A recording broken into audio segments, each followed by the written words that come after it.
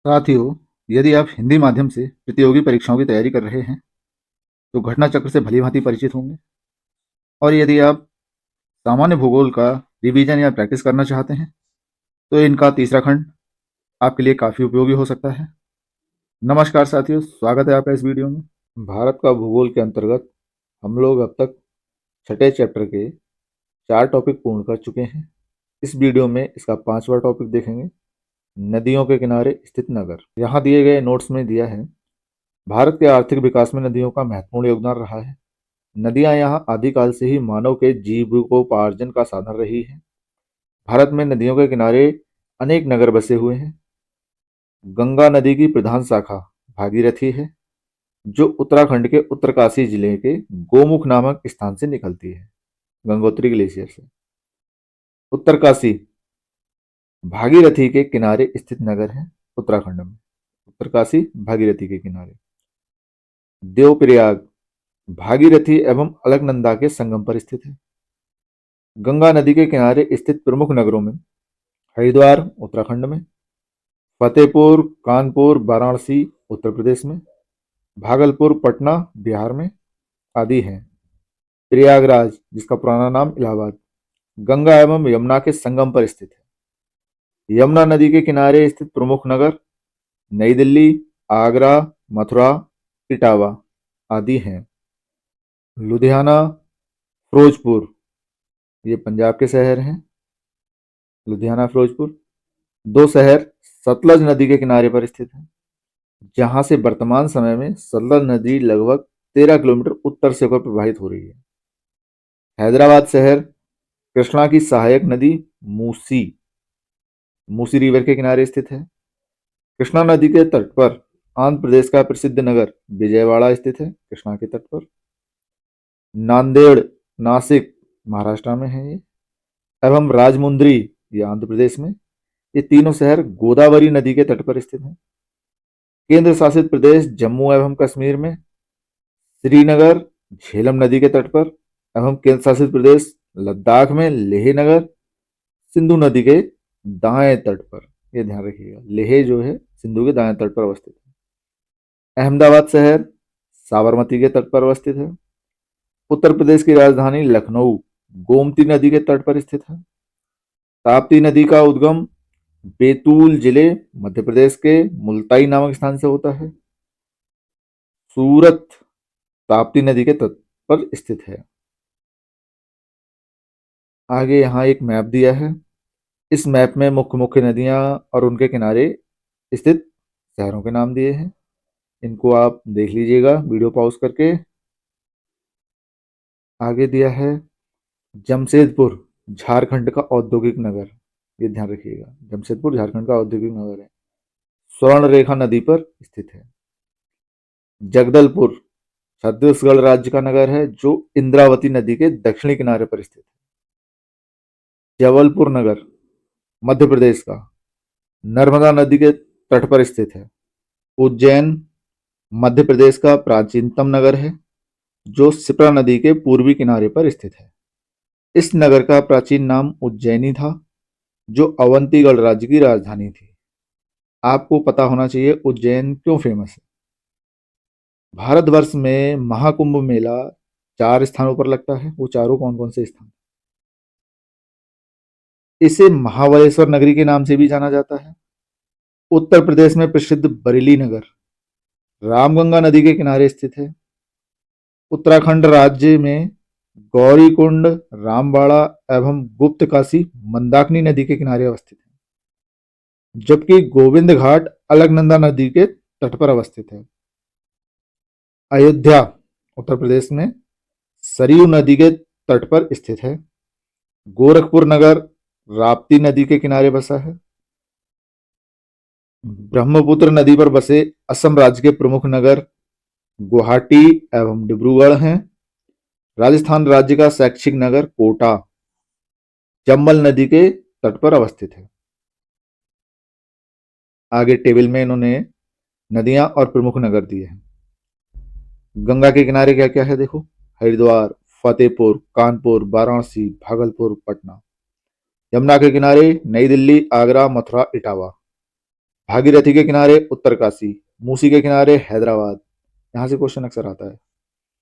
कृष्णा विजयवाड़ा, गोदावरी नांदेड़ नासिक राजमुंद्री, झेलम श्रीनगर, सिंधु लेह, सतलज लुधियाना, साबरमती अहमदाबाद गांधीनगर, गोमती के किनारे लखनऊ, ताप्ती के किनारे सूरत बैतूल, स्वर्ण रेखा के किनारे जमशेदपुर, इंद्रावती जगदलपुर, नर्मदा के किनारे जबलपुर, सिप्रा उज्जैन, रामगंगा बरेली, मंदाकिनी रामबाड़ा गौरीकुंड गुप्तकाशी, सरयू अयोध्या, सरयू और सिप्रा दोनों इंपॉर्टेंट है, राप्ती गोरखपुर, ब्रह्मपुत्र गुवाहाटी और डिब्रूगढ़, चंबल कोटा, महानदी कटक। चंबल के किनारे कोटा है, ये आपको ध्यान रखना चाहिए। आगे प्रश्न दिए हैं, तो इन्हें देख लेते हैं। पहला प्रश्न है, गंगा नदी के किनारे सबसे बड़ा शहर है। तो गंगा नदी के किनारे सबसे बड़ा शहर कानपुर है, ऑप्शन सी। दिए गए विकल्पों में गंगा नदी के किनारे बसा कानपुर सबसे बड़ा शहर है। इसे उत्तर भारत का मानचेस्टर कहा जाता है। यहाँ चमड़ा उद्योग भारत में प्रसिद्ध है। पटना गंगा के किनारे अवस्थित बिहार का जनसंख्या की दृष्टि से सबसे बड़ा जिला है। सबसे बड़ा जिला पटना, गंगा के किनारे। इलाहाबाद, इसका नया नाम प्रयागराज, उत्तर प्रदेश का सर्वाधिक जनसंख्या वाला जिला है, यानी यूपी का सर्वाधिक जनसंख्या वाला जिला प्रयागराज। नेक्स्ट प्रश्न 2 है, निम्न में से कौन सा शहर गंगा नदी के किनारे स्थित नहीं है। नहीं पूछा है, देखो। Option A Fatehpur, B Bhagalpur, C Uttarkashi, D Kanpur. Uttarkashi कहाँ था? भागीरथी। गंगा नदी की प्रधान शाखा भागीरथी है, जो उत्तराखंड के उत्तरकाशी जिले के गोमुख नामक स्थान से निकलती है। देवप्रयाग में भागीरथी व अलकनंदा के संगम से गंगा का निर्माण होता है, अतः उत्तरकाशी का संबंध भागीरथी से है, न कि गंगा से।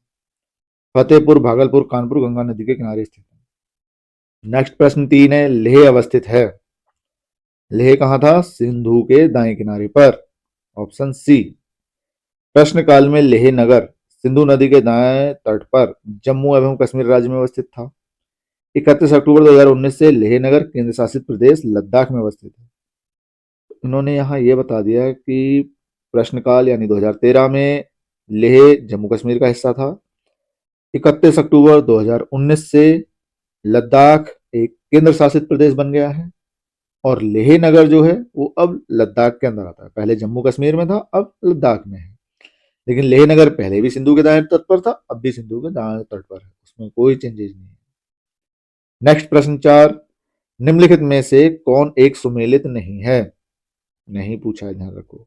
गोरखपुर राप्ती के किनारे है, बिल्कुल। लुधियाना रावी के किनारे नहीं, ये सतलज के किनारे था। जबलपुर नर्मदा किनारे, सूरत ताप्ती किनारे। लुधियाना पंजाब में सतलज नदी के पुराने किनारे पर अवस्थित है। नेक्स्ट प्रश्न 5, निम्नांकित में से कौन सा जोड़ा गलत है? इसमें भी गलत पूछा है। तो कोटा चंबल किनारे है, भुवनेश्वर महानदी किनारे नहीं है, जबलपुर नर्मदा किनारे, सूरत ताप्ती के किनारे। भुवनेश्वर उड़ीसा राज्य की राजधानी है। ये महानदी के तट पर नहीं बल्कि उड़ीसा के पूर्वी तटीय मैदान में दया और कुआखाई नदी के तट पर स्थित है। नेक्स्ट प्रश्न 6, निम्नलिखित में से कौन सा युग्म सही सुमेलित नहीं? इसमें भी नहीं पूछा। शहर और नदी के तट पर अवस्थिति। पहला जबलपुर नर्मदा, ठीक, नर्मदा के किनारे है। हैदराबाद कृष्णा, नहीं, कृष्णा की सहायक मूसी नदी पर है हैदराबाद। कोटा चंबल किनारे, नासिक गोदावरी किनारे, हैदराबाद मूसी के किनारे। नेक्स्ट प्रश्न 7, निम्नांकित में से किसका सुमेल नहीं है? यहां भी नहीं पूछा। अहमदाबाद साबरमती किनारे है, हैदराबाद कृष्णा किनारे नहीं, इसकी सहायक मूसी के किनारे है, यानी ऑप्शन बी सही होगा। कोटा चंबल किनारे है, नासिक गोदावरी के किनारे है। नेक्स्ट प्रश्न 8, सुमेलित कीजिए, मैचिंग मैचिंग। इधर शहर दिए हैं, इधर नदियां दी हैं। तो इसमें देखो सबसे इंपॉर्टेंट उज्जैन। उज्जैन कहाँ है? सिप्रा के किनारे, लगा दो भाई, डी का 2, यानी ऑप्शन डी और ऑप्शन बी, 2 कट गए। कटक लुधियाना नासिक, लुधियाना ध्यान होगा सतलज के किनारे पंजाब में, बी का 4, डी 2 बी 4, यानी ऑप्शन ए सही। ए का 3 कटक महानदी के किनारे, कटक उड़ीसा में है, नासिक गोदावरी में। यही मैचिंग इन्होंने यहां दे रखी है। नेक्स्ट प्रश्न 9, निम्नलिखित युग्मों में से कौन एक सुमेलित नहीं है, यहाँ भी नहीं पूछ दिया। अहमदाबाद साबरमती किनारे है, लखनऊ गोमती किनारे है, भुवनेश्वर उड़ीसा गलत, उज्जैन सिपरा किनारे है, यानी इसका ऑप्शन सी सही। अहमदाबाद साबरमती नदी पर, लखनऊ गोमती नदी पर, उज्जैन सिपरा नदी पर, भुवनेश्वर महानदी तट पर नहीं बल्कि उड़ीसा के पूर्वी तटीय मैदान में महानदी के दक्षिण पश्चिम में अवस्थित है। नेक्स्ट प्रश्न 10, उज्जैन स्थित है। उज्जैन महाकाल का नगर, जहां महाकुंभ भी लगता है, सिप्रा के तट पर। Option B. नेक्स्ट प्रश्न 11, सूची 1 सूची 2 के साथ सुमेलित कीजिए और सूचियों के नीचे दिए गए कूट का प्रयोग कर सही उत्तर चुनिए। सूची 1 में नगर, सूची 2 में समीपवर्ती नदी। नगर हैं बैतूल, जगदलपुर, जबलपुर, उज्जैन, और समीपवर्ती नदी हैं इंद्रावती, नर्मदा, सिप्रा, ताप्ती। सबसे इंपॉर्टेंट नगर उज्जैन। उज्जैन कहाँ है? सिप्रा के किनारे। डी को मैच कर दो 3 से। डी को 3 से मैच किया, इसका मतलब सी और डी नहीं हो सकते क्योंकि इनमें डी के सामने 2 लिखा है। अब ऑप्शन से देखो, सी के सामने 2 लिखा है, ए बी दोनों में, यानी सी को 2 से मिला दो। जबलपुर नर्मदा के किनारे। अब 2 शहर रह गए, बैतूल और जगदलपुर। नदियां बची इंद्रावती और ताप्ती। इसमें बैतूल है ताप्ती नदी के किनारे, ध्यान आ रहा है इसका उद्गम। अब जब ए को मैंने 4 से मिलाया, इसका मतलब ऑप्शन बी सही। बी का जगदलपुर इंद्रावती के किनारे। डिस्क्रिप्शन देख लेते हैं। इन्होंने यहाँ दिया है बैतूल, यह मध्य प्रदेश का एक जिला है। ताप्ती नदी का उद्गम इसी जिले के मुल्ताई नामक स्थान से होता है। जगदलपुर छत्तीसगढ़ के बस्तर जिले का एक नगर है जो इंद्रावती नदी के दक्षिणी किनारे पर स्थित है। जबलपुर मध्य प्रदेश का एक जिला है। इस जिले का प्रशासनिक मुख्यालय जबलपुर है। यह नर्मदा नदी से कुछ ही दूरी पर स्थित है। उज्जैन यह प्राचीनतम नगर है, इस शिप्रा नदी के पूर्वी किनारे पर है। नेक्स्ट प्रश्न 12, निम्न में से कौन एक मंदाकिनी नदी के किनारे अवस्थित है? नहीं है, नहीं पूछा। देखो मंदाकिनी के किनारे। ऑप्शन है ए गौरीकुंड, बी रामबाड़ा, सी गोविंद घाट और डी गुप्त काशी। इसका सही ऑप्शन सी गोविंद घाट। गौरीकुंड, रामबाड़ा और गुप्तकाशी मंदाकिनी नदी के किनारे अवस्थित है, जबकि गोविंद घाट अलकनंदा एवं लक्ष्मण गंगा नदी के किनारे अवस्थित है। नेक्स्ट प्रश्न 13, निम्नलिखित युग्मों पर विचार कीजिए। एक साइड प्रसिद्ध स्थान, दूसरी साइड नदी। पंडरपुर, चंद्रभागा, तिरुचिरापल्ली, कावेरी, हम्पी, मालप्रभा। उपरोक्त में से कौन से युग्म सही सुमेलित हैं? सही सुमेलित बताने हैं। इसमें ऑप्शन ए सही है, यानी पंडरपुर, चंद्रभागा और तिरुचिरापल्ली, कावेरी सही है। हम्पी, मालप्रभा सही नहीं है। डिस्क्रिप्शन देख लेते हैं।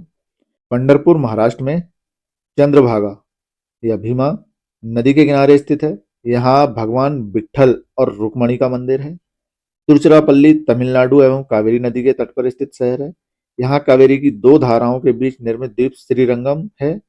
यही भगवान विष्णु का प्रसिद्ध श्रीरंगम मंदिर है।